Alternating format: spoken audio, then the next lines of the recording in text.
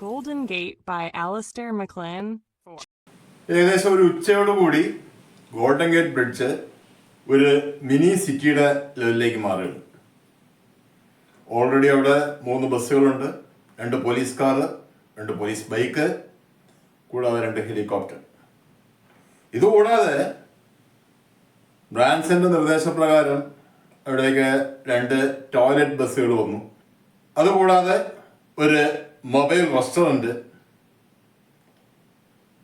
എല്ലാവർക്കും ആവശ്യത്തിന് ഭക്ഷണവും മറ്റ് പാനീയങ്ങളും എല്ലാം കൊടുക്കുന്ന രീതിയിലുള്ള ഒരു റെസ്റ്റോറൻറ്റ്.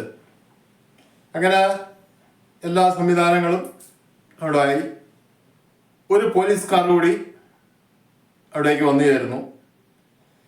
ഇതെല്ലാം ബ്രാൻസന്റെ അനുയായികളുടെ വളരെ കർശനമായ പരിശോധനയ്ക്ക് ശേഷമാണ് ബ്രിഡ്ജിലേക്ക് കടത്തിവിടുന്നത്. കൂടാതെ ഒരു ആംബുലൻസ്, അതിൻ്റെ ഡ്രൈവറും പിന്നെ ഒരു ചെറുപ്പക്കാരനായ ഒരു ഡോക്ടറും, ഇത്രയും ആൾക്കാരിപ്പോൾ ബ്രിഡ്ജിലുണ്ട്. പുതുതായിട്ട് വന്ന പോലീസ് കാറിൽ നിന്ന് പോലീസ് ചീഫ് ഹെൻഡ്രിക്സും പിന്നെ US state secretary and treasury secretary, ഇത്ര ആൾക്കാർ ഇറങ്ങി. അപ്പോഴേക്കും അവിടെ ആ കൊണ്ടുവന്ന ചെയേഴ്സ് എല്ലാം അറേഞ്ച് ചെയ്തിട്ടുണ്ട്. ഒരു ചെയർ മാത്രം ഇത്രയും ചെയറുകൾക്ക് ഓപ്പോസിറ്റ് ആയിട്ടിട്ടുണ്ട്. അവിടെ ബ്രാൻസൺ ഇരിക്കുന്നു. ബ്രാൻസന്റെ അനുയായികൾ അദ്ദേഹത്തിന്റെ നിർദ്ദേശപ്രകാരം പ്രസിഡന്റിന്റെ ബസ്സിൽ നിന്ന് പ്രസിഡന്റ്, അദ്ദേഹത്തിന്റെ കൂടെയുള്ള കിങ്, പ്രിൻസ്, മിലിറ്ററി ചീഫ്, പിന്നെ പ്രിൻസിന്റെ മിനിസ്റ്റർ. കിങ്ങിന്റെ മിനിസ്റ്റർ പോയി, ആശുപത്രിയിലേക്ക് പോയി, വെടിയേറ്റതാണല്ലോ. അവരെ ഏറ്റവും മുൻനിരയിൽ തന്നെ ഇരുത്തി. അതിന് പുറകിലുള്ള നിരയിൽ പുതുതായിട്ട് വന്ന പോലീസ് ചീഫും 2 സെക്രട്ടറിമാരും വരുന്നു. അതിന് പുറകിലായിട്ട് അവിടുത്തെ ജേർണലിസ്റ്റുകളും ക്യാമറാമാന്മാരും ഇരിപ്പുണ്ട്. ചില ആൾക്കാർ മാത്രം ക്യാമറയും കൊണ്ട് അങ്ങോട്ടും ഇങ്ങോട്ടും നടന്ന് ഫോട്ടോ എടുക്കുന്നത്. അതിനൊന്നും ഒരു റെസ്ട്രിക്ഷനും ഇല്ല, എല്ലാം ബ്രാൻസ് അനുവദിച്ചിരിക്കുകയാണ്. കൂട്ടത്തിൽ നമ്മുടെ റഫ്സൻ ഒരു ക്യാമറയും കൊണ്ടാണല്ലോ നടക്കുന്നത്. റഫ്സൻ അവിടെ നടന്ന് പല ഫോട്ടോകളൊക്കെ എടുക്കുന്നുണ്ട്. പല ആംഗിളിൽ പ്രസിഡന്റിനെയും ബ്രാൻസനെയും അങ്ങനെ പല ആൾക്കാരെയൊക്കെ ഫോട്ടോ എടുക്കുന്നുണ്ട്. കൂടാതെ ആ ബസ്സുകൾ, ഹെലികോപ്റ്റർ, അങ്ങനെ പല ഫോട്ടോ റഫ്സൻ എടുത്തുകൊണ്ടിരിക്കുകയാണ്. അതിനിടയിൽ ബ്രാൻസൺ സംസാരിക്കാൻ തുടങ്ങി. അദ്ദേഹം പറഞ്ഞു, എല്ലാവർക്കും എല്ലാം അറിയാമല്ലോ, ഇനി ഞാൻ കൂടുതൽ എക്സ്പ്ലെയിൻ ചെയ്യേണ്ട കാര്യമൊന്നുമില്ല. അപ്പോൾ നമ്മുടെ ട്രഷറി സെക്രട്ടറി ചോദിച്ചു, എക്സ്പ്ലനേഷൻ ആവശ്യമില്ല, എന്താണ് മിസ്റ്റർ ബ്രാൻസൺ നിങ്ങളുടെ ഉദ്ദേശം? ക്യാഷാണ്. ബ്രാൻസൺ മറുപടി പറഞ്ഞു, അതെ.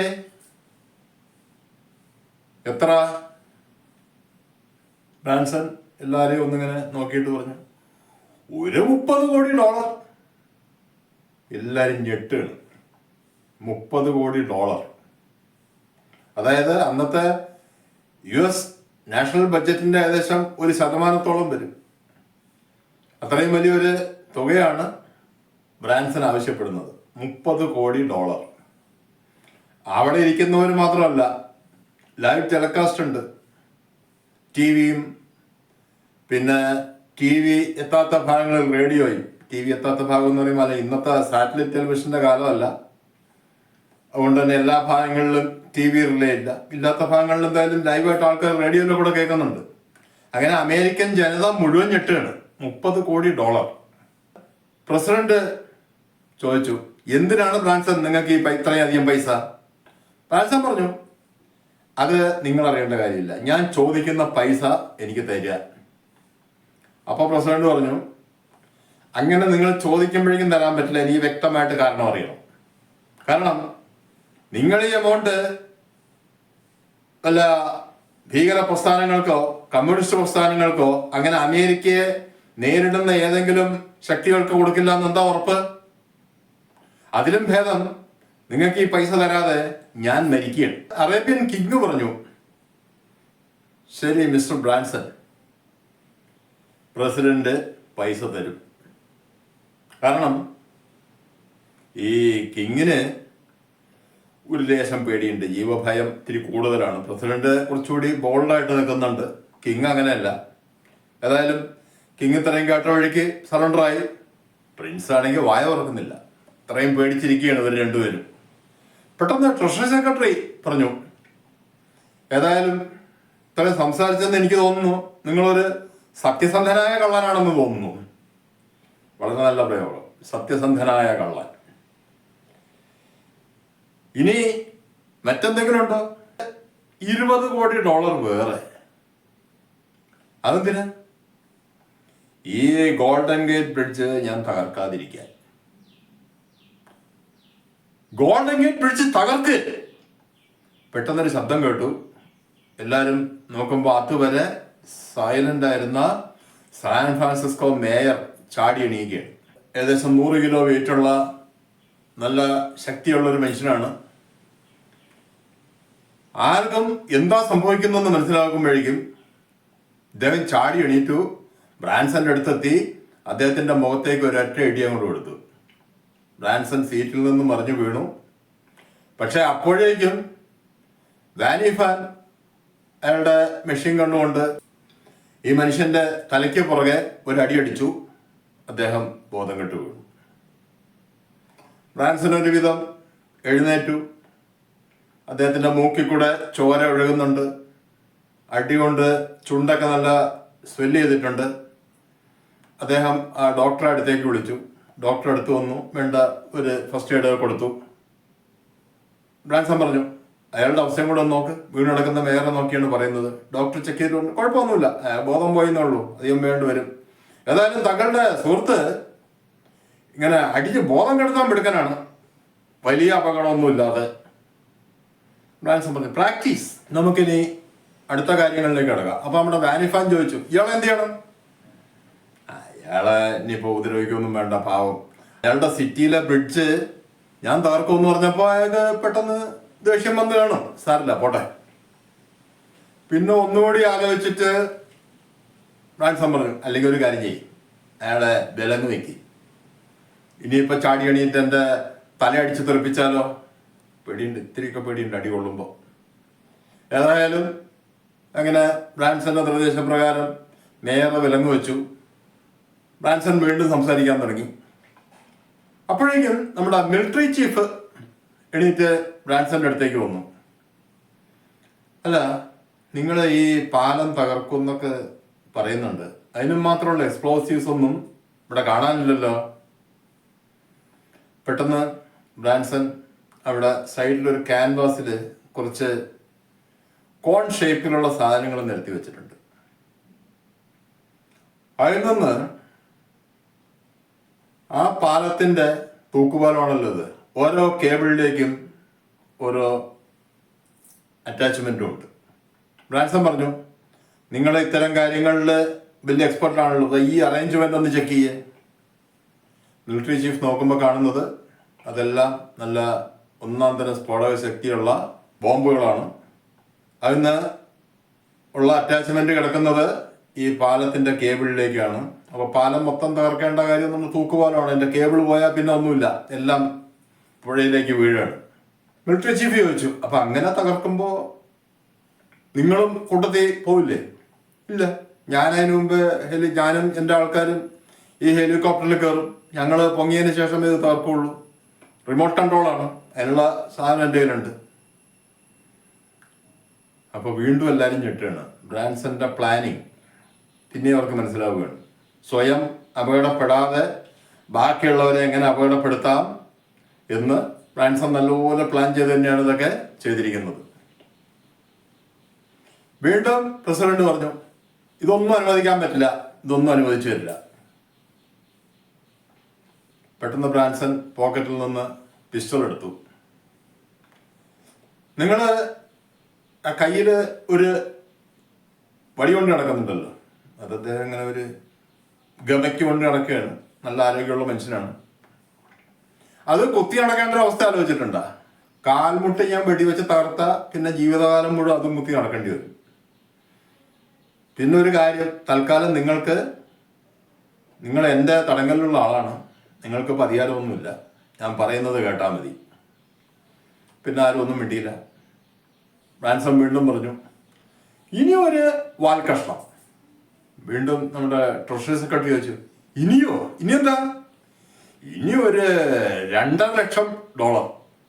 ഞാൻ നേരത്തെ പറഞ്ഞു വെച്ച് നോക്കുമ്പോൾ ഒന്നുമില്ല. അതെന്തിനാണതാ? എൻ്റെ ചെലവ്. ഞാൻ ഇപ്പോൾ ഈ ഒരു ഓപ്പറേഷന് വേണ്ടി ചെലവാക്കിയ പൈസ, അതാണ് $2 ലക്ഷം. ആ സമയത്ത് വീണ്ടും നമ്മുടെ മിലിറ്ററി ചീഫ് ചോദിച്ചു നിങ്ങൾ ഈ ഗോൾഡൻ ഗേറ്റ് ബ്രിഡ്ജിന് $20 കോടി കണക്കാക്കുന്നത്. ശരിക്ക് ഇതിന്റെ ചെലവ് അത്രയൊന്നും ഉണ്ടായിരുന്നില്ലല്ലോ. റാൻസം പറഞ്ഞു ശരിയാണ്, പക്ഷെ അതേ 40 കൊല്ലം മുമ്പുള്ള കാര്യമല്ലേ. ഇന്നത്തെ നിലയ്ക്ക് ഇത് ഒന്ന് കെട്ടിപ്പടുക്കണമെങ്കിൽ അത്രയൊക്കെ വേണം, ശരിയല്ലേ? പിന്നെ ആരും ഒന്നും വേണ്ടിയില്ല. മാത്രമല്ല ഇതിപ്പോ ഇവിടെ തകർന്നങ്ങ് പോയാല് പിന്നെ സംഭവിക്കാൻ പോകുന്നത് സാൻ ഫ്രാൻസിസ്കോയുടെ എക്കണോമിയെ തന്നെ ബാധിക്കും. പെട്ടെന്ന് നമ്മുടെ മിലിറ്ററി ചീഫ് ചോദിച്ചു ഇനിയിപ്പോ ഇത്രയും പൈസ നിങ്ങൾക്ക് കിട്ടിയെന്നിരിക്കട്ടെ, നിങ്ങൾ എന്താ ചെയ്യാൻ പോകുന്നത്? നിങ്ങൾ എങ്ങനെ ഇതുകൊണ്ട് ഇവിടുന്ന് രക്ഷപ്പെടും? റാൻസം പറഞ്ഞു ആദ്യം ചോദിച്ചതിന് ആദ്യ ഉത്തരം പൈസ എൻ്റെ തരരുത്. ന്യൂയോർക്കില് എൻ്റെ ഒരു സുഹൃത്തുണ്ട്, അദ്ദേഹത്തിന്റെ ബാങ്ക് അക്കൗണ്ടിലേക്ക് വേണം പൈസ ഓൺലൈനായി ട്രാൻസ്ഫർ ചെയ്യണം. അന്നത്തെ കാലമാണ്, അന്ന് ഓൺലൈൻ ട്രാൻസ്ഫർ ഒക്കെ വളരെ റയറാണ്. അപ്പോൾ അദ്ദേഹത്തിന്റെ അക്കൗണ്ടിലേക്ക് അത് ഓൺലൈനായി ട്രാൻസ്ഫർ ചെയ്യണം. എന്നിട്ട് ഞങ്ങൾക്ക് കുറച്ച് സമയം വേണം, അത് യൂറോപ്പിലെ ചില ബാങ്കുകളിലേക്ക് ഞങ്ങൾ ട്രാൻസ്ഫർ ചെയ്യും, അതിനുള്ള സമയം കൂടി ഞങ്ങൾക്ക് കിട്ടണം. അത് പറഞ്ഞുകൊണ്ട് ഇരിക്കുന്നതിനിടയിൽ റാൻസം വാച്ചിൽ നോക്കി, ഇപ്പോൾ 12 മണി കഴിഞ്ഞു. അതായത് യൂറോപ്പിലിപ്പോൾ ബാങ്കുകളൊക്കെ ക്ലോസിംഗ് ടൈമാണ്. അതുകൊണ്ട് ഇനിയിപ്പോൾ നാളെ രാവിലെ ചെയ്താൽ മതി ഇതൊക്കെ. യൂറോപ്പില് ബാങ്ക് ഓപ്പൺ ആയിരിക്കുന്ന സമയത്ത് വേണം ഇതൊക്കെ ചെയ്യാൻ. അത് കഴിഞ്ഞ് ഈ പൈസ എല്ലാം സേഫായിട്ട് ക്രെഡിറ്റ് ചെയ്ത ശേഷം എൻ്റെ ഫ്രണ്ട് എനിക്ക് മെസ്സേജ് തരും. മെസ്സേജ് വന്നു കഴിഞ്ഞാൽ ഞങ്ങൾ ഇവിടുന്ന് ഒരു ഹെലികോപ്റ്ററിൽ കയറുന്നു. ഇന്ന് സാൻ ഫ്രാൻസിസ്കോയുടെ ഒരു മെയിൻ എക്കണോമി എന്ന് പറയുന്നത് ടൂറിസമാണ്. ഈ ടൂറിസത്തിന് ഏറ്റവും കൂടുതൽ സംഭാവന നൽകുന്ന ഒരു പ്രസ്ഥാനമാണ് ഈ ഗോൾഡൻ ഗേറ്റ് ബ്രിഡ്ജ് എന്ന് പറയുന്നത്. ഇത് തകർന്നു പോയ ലക്ഷക്കണക്കിന് ടൂറിസ്റ്റുകൾ പിന്നെ ഇങ്ങോട്ട് വരില്ല. മാത്രമല്ല ഈ സാൻ ഫ്രാൻസിസ്കോ സിറ്റിയിൽ നിന്ന് അപ്പുറത്ത് സാൻ റാഫേലിലേക്കുള്ള ട്രാൻസ്പോർട്ടേഷൻ മൊത്തം മുടങ്ങും. പിന്നെ ഇവിടെ സമ്പത്ത് ഉണ്ടാക്കാൻ പോകുന്നത് വല്ല ഫെറി സർവീസുകാരായിരിക്കും. കാരണം പുഴയെ കൂടെ വേണമല്ലോ പിന്നെ ട്രാഫിക് നടത്താൻ. നേരെ എയർപോർട്ടിലേക്ക് പോകുന്നു. അപ്പൊ എല്ലാവരും ഇങ്ങനെ അന്തം വിട്ട് നിൽക്കുകയാണ്. എന്താണ് ഇദ്ദേഹം ഉദ്ദേശിക്കുന്നതെന്ന് ആർക്കും മനസ്സിലാവില്ല. എയർപോർട്ടിൽ നിന്ന് ഞങ്ങളുടെ പ്ലെയിൻ നേരെ കരീബിയൻ ഐലൻഡ് നേഷനിലേക്ക് പോവുകയാണ്. കരീബിയൻ മീൻസ് വെസ്റ്റ് ഇൻഡീസ്, അതുപോലെ കുറെ രാജ്യങ്ങൾ ചേർന്ന ഒരു ദ്വീപ സമൂഹമാണ്. അവിടെ ചില ചെറിയ രാജ്യങ്ങളുണ്ട്. ഓരോ ദ്വീപ്, ഓരോ ചെറിയ ദ്വീപ്, ഓരോ രാജ്യം, അവിടെ ഓരോ രാജാവ് അല്ലെങ്കിൽ ഒരു പ്രസിഡന്റ്, അങ്ങനെയൊക്കെ ആയിട്ടുള്ള വളരെ ചെറിയ സിസ്റ്റങ്ങളുണ്ട്. അവിടെ ഒരു രാജ്യത്തെ പ്രസിഡന്റ് എൻ്റെ ഒരു ഫ്രണ്ടാണ്. അപ്പൊ അവിടേക്ക് നമ്മളെല്ലാം കൂടെ പോവുകയാണ്. എന്നിട്ട് വീണ്ടും ചോദിക്കുകയാണ് മിലിറ്ററി ചീഫ്, ഒരു കാര്യം പറയാൻ പറഞ്ഞു, നിങ്ങളെ കൊണ്ടുപോകുന്നില്ല.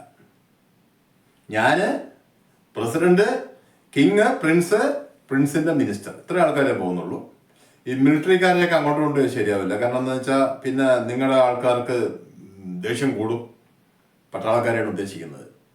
പിന്നെ അവരെന്താ ചെയ്യാന്ന് പറയാൻ പറ്റില്ല. ചിലപ്പോൾ ആ ദ്വീപിനെ തന്നെ ആക്രമിച്ച് കീഴടക്കാൻ ശ്രമിച്ചേക്കാം.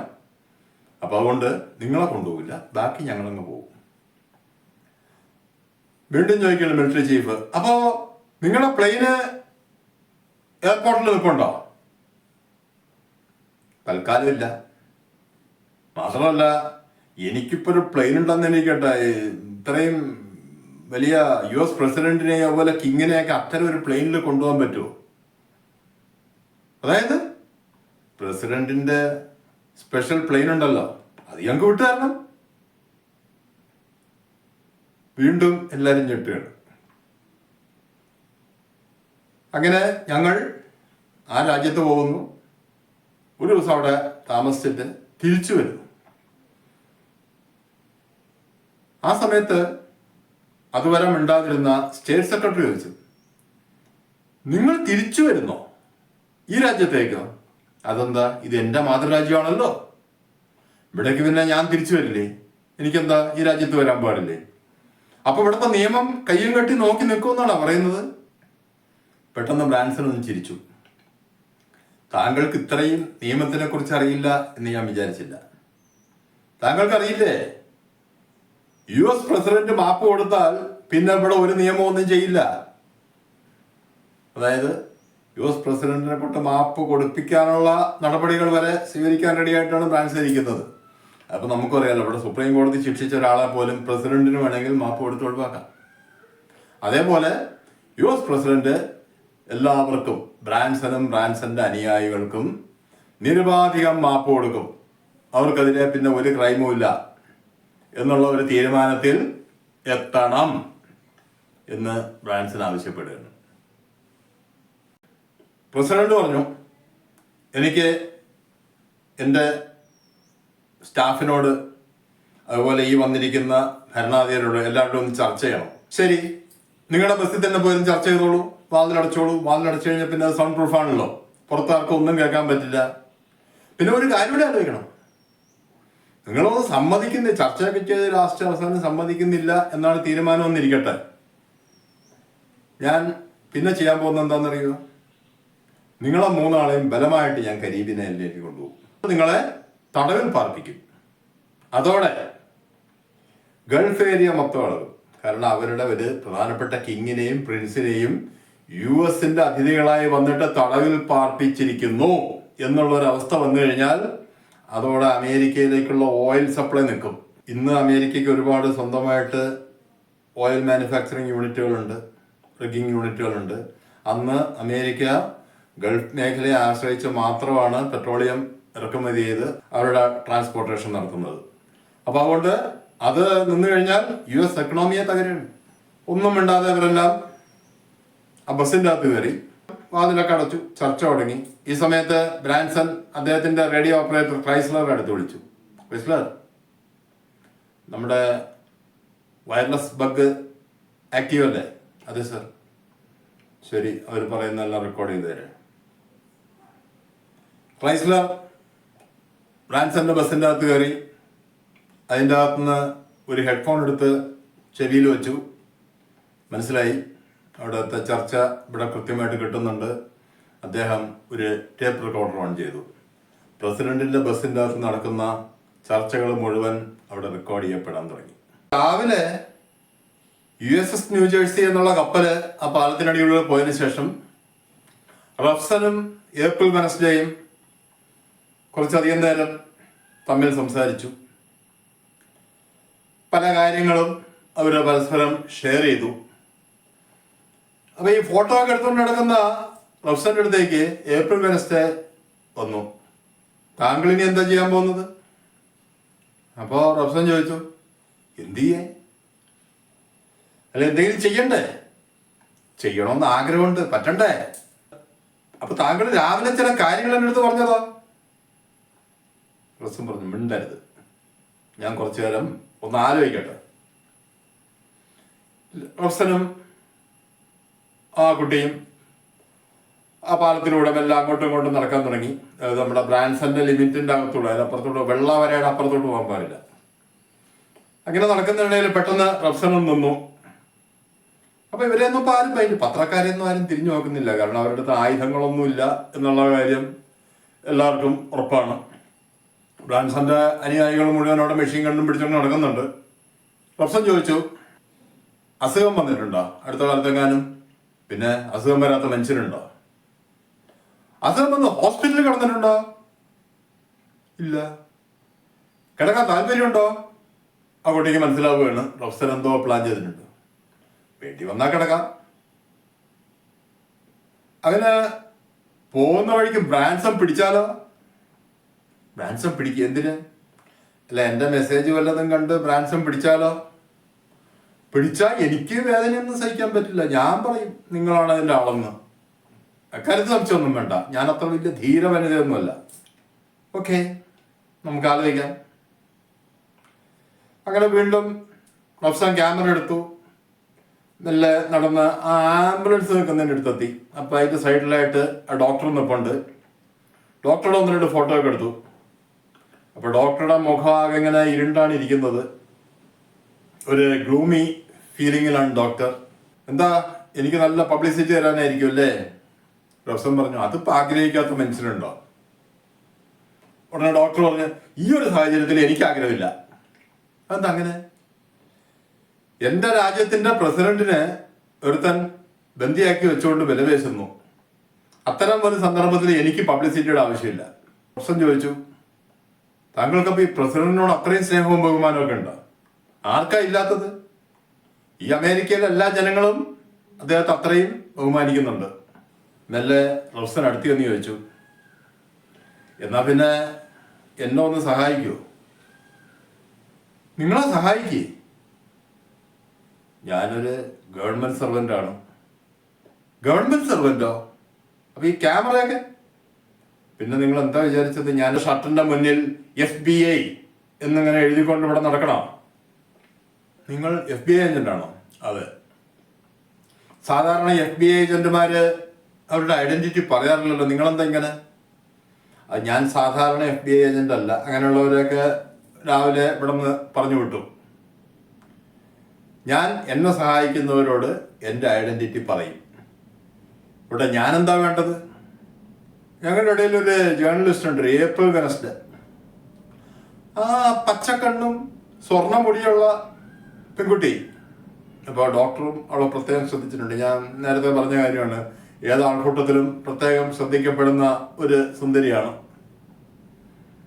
അതെ, അവൾക്ക് സുഖമില്ലാതാവുന്ന ഒരവസ്ഥയിൽ ഒന്ന് പുറത്തു കൊണ്ടുപോകൂടെ? അപ്പോൾ ഡോക്ടർ ചോദിച്ചു, കൊണ്ടുപോവാം. കൂട്ടത്തിൽ എൻ്റെ ഒരു മെസ്സേജ് കൂടി കൊണ്ടുപോയിക്കൂടെ? ഡോക്ടർ പിന്നെയും ഇങ്ങനെ നോക്കണം പ്രൊഫസറെ. കൊണ്ടുപോവാം. എന്നാ പിന്നെ അങ്ങനെ ചെയ്യണം. അവൾ കുറച്ച് കഴിഞ്ഞ് അവൾക്ക് സുഖമില്ലാണ്ടാവും. അപ്പോൾ അവളെ ആംബുലൻസിൽ കയറ്റി പോകണം. അപ്പം പിന്നെ കുറച്ച് കഴിഞ്ഞെന്ന് പറഞ്ഞാൽ ഇപ്പോഴൊന്നും വേണ്ട, ആദ്യം നമ്മുടെ പോലീസ് ചീഫും പാർട്ടിയും തിരിച്ചു പോട്ടെ. പിന്നെ എനിക്ക് കുറച്ചുകൂടി ടൈം വേണം, കാരണം എൻ്റെ ചീഫ് സൗത്ത് ടവറിൽ എത്തണം. FBI ചീഫോ? അതെ, അദ്ദേഹം സൗത്ത് ടവറിൽ എത്തുന്ന സമയത്താണ് നിങ്ങൾ അങ്ങോട്ട് പോകേണ്ടത്. എന്നിട്ട് എൻ്റെ മെസ്സേജ് അദ്ദേഹത്തിന് ഹാൻഡ് ഓവർ ചെയ്യണം. അദ്ദേഹം തരുന്ന മറുപടി എനിക്ക് കൊണ്ടുവന്ന് തരണം. ഡോക്ടർ ചോദിച്ചു, എന്നാ പിന്നെ നിങ്ങൾക്ക് തന്നെ അവിടെ നേരിട്ട് ഈ മെസ്സേജ് കൊടുക്കാനുള്ള അറേഞ്ച്മെന്റ് ബ്രാൻസൺ ചെയ്തു തന്നിട്ടുണ്ടല്ലോ. അതിപ്പോ അവര് സെൻസർ ചെയ്യില്ല എന്ന് എനിക്ക് ഉറപ്പില്ല. രണ്ടാമത്തെ കാര്യം, മെസ്സേജ് അങ്ങോട്ടേ പോകുള്ളൂ, തിരിച്ച് എനിക്കുള്ള മറുപടി എങ്ങനെ വരും? ഒരു കാര്യം ഞാൻ ചോദിക്കാൻ പറഞ്ഞു. ഡോക്ടറുടെ പേര് ഓഹെർ. വളരെ വിചിത്രമായൊരു പേരാണ്. റഫ്സൻ തിരിച്ച് ഏപ്രിൽ വെനസ്ഡേയുടെ അടുത്ത് പോയി. ഡോക്ടർ സമ്മതിച്ചിട്ടുണ്ട്, ഈ പോലീസ് ചീഫും പാർട്ടിയും പോയതിനു ശേഷം നിനക്ക് സുഖമില്ലാണ്ടാവണം, ഡോക്ടർ നിന്നെ സേഫായിട്ട് കൊണ്ടുപോയിക്കോളൂ. അവിടുന്ന് വല്ല റേഡിയോ ട്രാൻസ്മിറ്ററോ എന്തെങ്കിലും ഇങ്ങോട്ട് കൊണ്ടുവരേണ്ടതുണ്ടോ? റഫ്സൻ ബ്രാൻസന്റെ ബസ് ചൂണ്ടിക്കാണിച്ചു. ആ ബസ്സിന്റെ മുകളില് ഒരു ഡിസ്ക് കറങ്ങുന്നത് കണ്ടോ? ഞാൻ കണ്ടു. അത് റേഡിയോ വേവ് സ്കാനറാണ്. ഒരു റേഡിയോ ട്രാൻസ്മിറ്ററോ റിസീവറോ വർക്ക് ചെയ്താൽ ബ്രാൻസൺ അറിയും. ആക്ച്വലി എൻ്റെ ക്യാമറയുടെ അടിയിൽ അങ്ങനെ ഒരു സാധനമുണ്ട്, ഞാനത് മനസ്സിലാക്കിയോണ്ട് പുറത്തെടുക്കാത്തതാണ്. ഏപ്രിൽ വെനസ്ഡേ ചോദിച്ചു, അപ്പൊ താങ്കൾക്ക് എല്ലാ കാര്യങ്ങളും ഇന്ന് തന്നെ അറേഞ്ച് ചെയ്യപ്പെടണം അല്ലേ? റഫ്സൻ പറഞ്ഞു, രണ്ടാം ലോക മഹായുദ്ധത്തിന്റെ സമയത്ത് വിൻസ്റ്റൺ ചർച്ചില് മിലിറ്ററി ഓഫീസേഴ്സിന് എന്നും രാവിലെ ഒരു മെസ്സേജ് കൊടുക്കും. 3 വാക്കുകളെ ഉണ്ടാവുള്ളൂ. Action this day. ഞാൻ ചർച്ചിലിന്റെ വലിയൊരു ആരാധകനാണ്. റഫ്സൻ മെല്ലെ അവരുടെ ബസ്സിന്റെ നേരെ നടന്നു. പോകുന്ന വഴിക്ക് പ്രസിഡന്റിന്റെ ബസ്സിന്റെ അകത്തേക്കൊന്ന് നോക്കി. അവിടെ ഗ്ലാസ്സിൽ കൂടെ ചെറിയ രൂപങ്ങൾ കാണാം. ടിൻറ്റഡ് ഗ്ലാസ് ആണ്, ശരിക്കും വ്യക്തമായിട്ട് കാണാൻ വയ്യ. അകത്ത് ലൈറ്റ് ഇട്ടുള്ളതുകൊണ്ട് മാത്രം ചെറിയ രൂപങ്ങളെ കാണാം. ഏതായാലും ആ രൂപങ്ങൾ കണ്ടതെന്ന് അദ്ദേഹത്തിന് മനസ്സിലായി. അവിടെ ഊർജിതമായ ചർച്ച നടന്നുകൊണ്ടിരിക്കുകയാണ്. ആരും ഒരു തീരുമാനത്തിലെത്തിയിട്ടില്ല. കാരണം പലർക്കും പല അഭിപ്രായങ്ങൾ കാണുമല്ലോ. അദ്ദേഹം എല്ലാം നടന്നു. അദ്ദേഹത്തിൻ്റെ ബസ്സിൻ്റെ അകത്ത് കയറി. ആ ബസ്സിൽ ആരുമില്ല, എല്ലാവരും പത്രക്കാർ മുഴുവൻ പുറത്താണ്. പത്രക്കാരും ക്യാമറാമാന്മാരും എല്ലാം പുറത്താണ്. അദ്ദേഹത്തിൻ്റെ സീറ്റിൽ ചെന്നിരുന്നു. പോക്കറ്റിൽ നിന്നൊരു പേപ്പറും പേനയും എടുത്തു. ഒരു കോഡ് ഭാഷയിൽ ചിലത് എഴുതാൻ തുടങ്ങി.